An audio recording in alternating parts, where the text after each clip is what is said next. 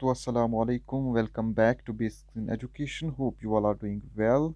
In this video, I am going to discuss with you the question paper of major course Sociology for UG NEP first semester, University of Kashmir.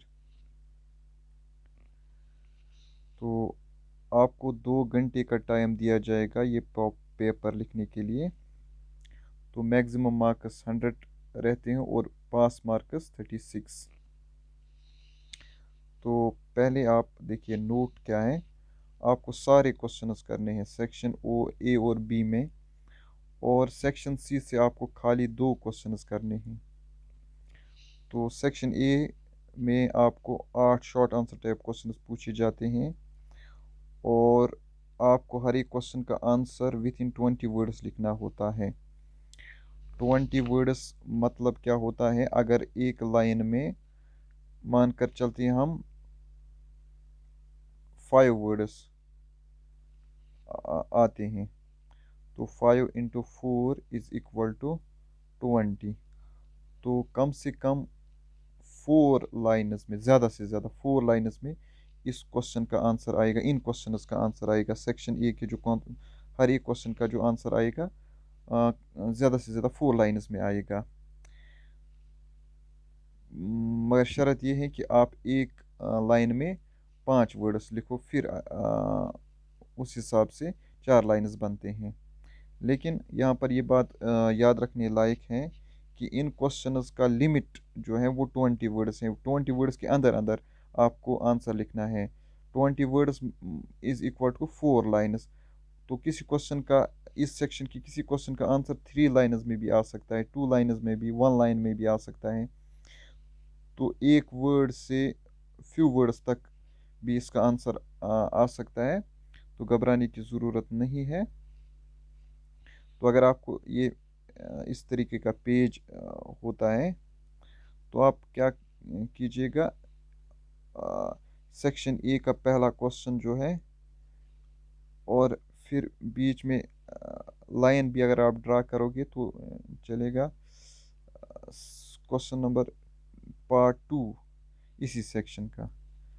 तो अगर नीचे जगह रहती है, नीचे जगह रहती है, इसके नीचे भी जगह रहती है, तो कोई गलत बात नहीं है, बल्कि ये आपके पेपर को खूबसूरत बनाता है। तो इसी तरीके से आप दूसरे पेज पर क्वेश्चन नंबर 3 लिखोगे सेक्शन ए का। इसी के बाद क्वेश्चन नंबर 4। अगर आपको ये क्वेश्चन मिसाल के तौर पर ये आता है, ये भी आता है, इस क्वेश्चन का भी आपने आंसर एक लाइन में लिखा फॉर एग्ज़ाम्पल, तो ये क्वेश्चन आता नहीं है, तो आप इसके लिए यहाँ पर जगह छोड़ोगे।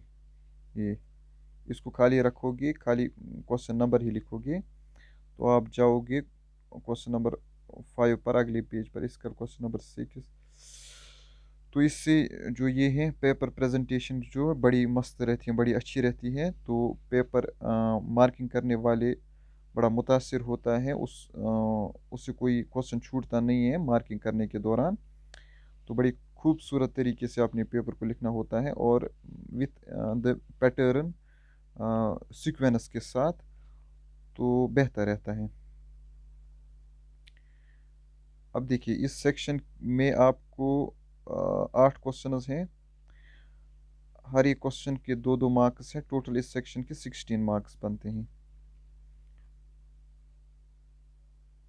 तो इसके बाद अगर आप देखोगे, आपका जो सेक्शन बी है, इसमें मीडियम आंसर टाइप क्वेश्चंस कितने पूछे गए हैं, 4 पूछे गए हैं। और इसमें इंटरनल चॉइस रहती है, जो क्वेश्चन आपको आता है अच्छे तरीके से आता है वही आप लिखोगे। और मैक्सिमम वर्ड्स क्या रहते हैं, 150। तो मतलब क्या है सेक्शन बी में, तो क्वेश्चन नंबर 2 है, 150 words is approximately equal to 1.5 से 2 पेज, 1.5 से 2 पेज। ठीक।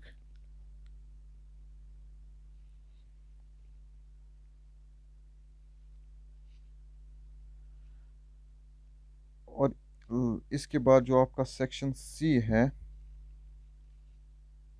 इसमें आपको 4 लॉन्ग आंसर टाइप क्वेश्चंस पूछे गए हैं। आपको खाली 2 क्वेश्चंस का आंसर लिखना है। आपको खाली 2 अटेम्प्ट करने हैं।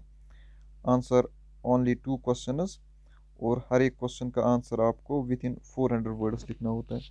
अब 400 words is approximately equal to 3 to 5 pages.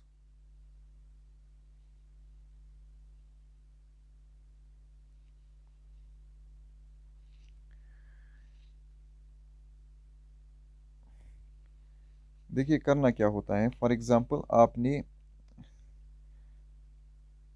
Question number 6 आपने आंसर लिखना स्टार्ट किया। फॉर एग्जांपल आपने एक पेज लिखा फुल, एक पेज आपने फुल लिखा। इसके बाद आप अगले पेज पर अगला पेज भी आपने लिखा, और इसके बाद आप थर्ड पेज पर आते हो। उस पर आपने कुछ लाइन्स लिखे। अब कुछ आपको रह गया, आपको याद वो नहीं आता है। अब आप क्या करोगे, अब जो ये है ये जगह ऐसी ही रखोगे। आप इसके बाद क्वेश्चन नंबर 7 पर आओगे, क्योंकि जो आप स्पेस रखते हो किसके लिए, जिस क्वेश्चन में आप कुछ ऐड करना चाहते हो, तो एट द एंड जब आपको एट द एंड या ड्यूरिंग राइटिंग द पेपर आपको कोई पॉइंट, किसी क्वेश्चन का कोई पॉइंट याद आता है, तो आप to move towards that question कर सकते हो और वो क्वेश्चन लिख सकते हो। तो इसलिए जगह छोड़नी भी या स्पेस रखना किसी क्वेश्चन के लिए वो एक अच्छी स्ट्रेटजी होती है। नाउ क्वेश्चन नंबर 1 है डिफाइन सोशोलॉजी। सोशोलॉजी को डिफाइन करना है। अगर आप लिखोगे sociology is a science of society, in sociology is the study of society, तो डेफिनेशन एक अच्छी डेफिनेशन लिखनी है सोशोलॉजी की। इसके बाद what do you understand bye the term enlightenment. हमें पता है कि एक तो फ्रेंच रिवोल्यूशन, इंडस्ट्रियल रिवोल्यूशन और इनलाइटमेंट रेस्पॉन्सिबल थे for the emergence of this sociology. तो क्वेश्चन में पूछा गया है इनलाइटमेंट रोशन ख्याली से क्या मुराद है। तो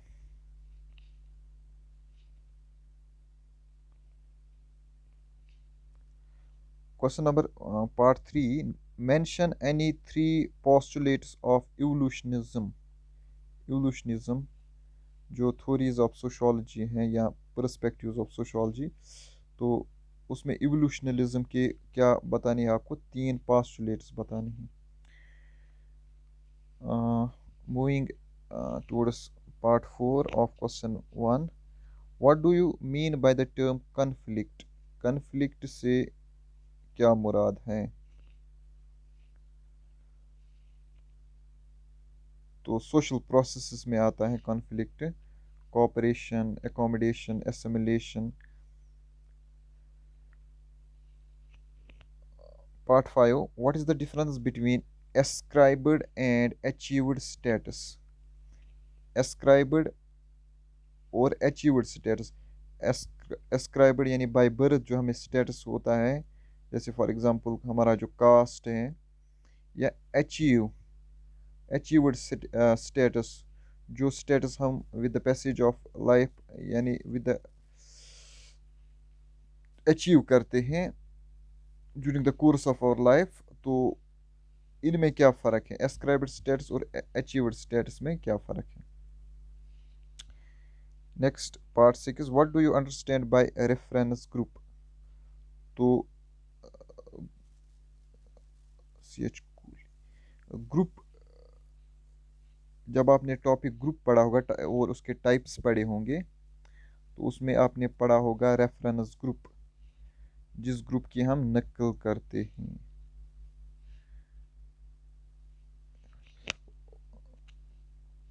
question number 7, what do you mean by the term corporation?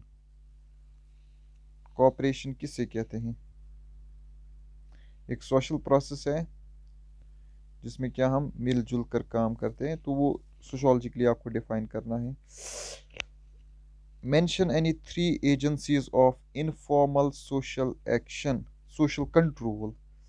तो वो कौन सी एजेंसी है?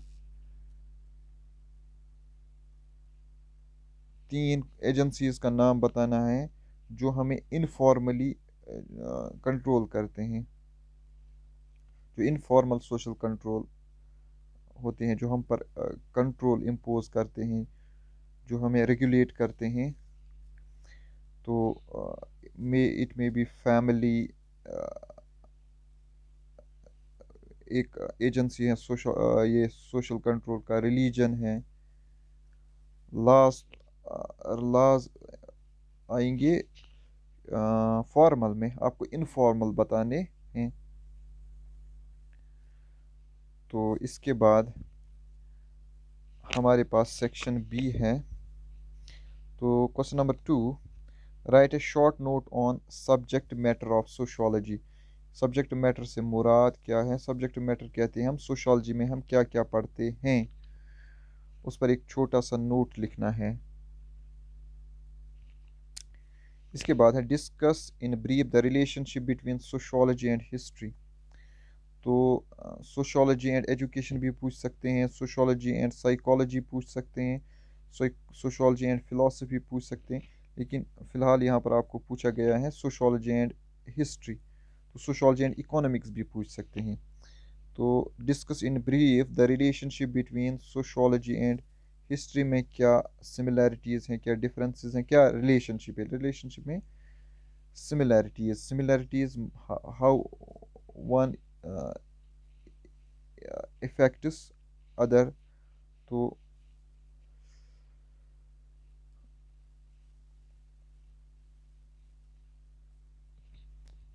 इसके बाद question number 3, discuss in brief the basic assumptions of interactionist perspective. आपने perspectives in sociology, conflict perspective पढ़ा होगा, इंटरेक्शनिस्ट पर्सपेक्टिव भी आपने पढ़ा होगा। तो इसके बेसिक एजम्पशंस बताने हैं। Right A short note on conflict perspective. ठीक। इसके बाद आपके पास है compare and contrast between society and community. Society और कम्युनिटी को कंपेयर करना है और इसके कंट्रास्ट डिफरेंसेस को भी बताना है। नेक्स्ट हमारे पास है write short notes on role and folkways. Roles किसे कहते हैं हम, फोक वेज किसे कहते हैं। इसके बाद what is social change? Change is the law of nature. Social change किसे कहते हैं?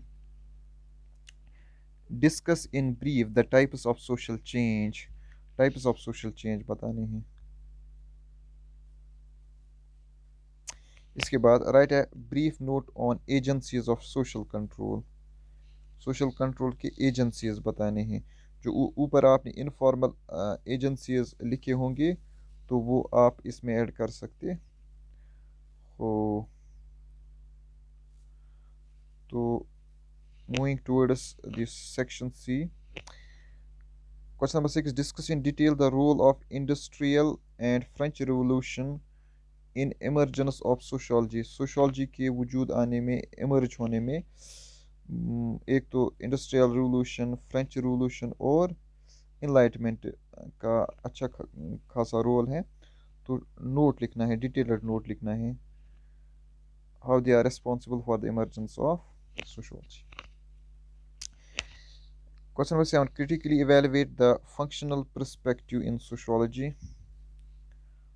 Sociology. नेक्स्ट क्वेश्चन है what do you mean by social group? Social group किसे हम कहते हैं? Explain in detail the types of social groups. Social groups के types बताने हैं। Given by C.H. Cooley in group out. C.H. Cooley ने जो टाइप्स बताए हैं किसके, सोशल ग्रुप के, वो उनको एक्सप्लेन करना है डिटेल में। तो question number 9, define socialisation. Socialisation क्या होते हैं? The process by which we learn the norms values of our society. तो ये डिफ़ाइन करना है डिटेल में। और elaborate in detail stages of socialisation, जिसमें आपने पढ़ा होगा anticipatory socialisation, types of socialisation में, लेकिन यहाँ पर आपको बताने हैं स्टेजेस ऑफ सोशलाइजेशन। ठीक, दो दैट इज़ ऑल।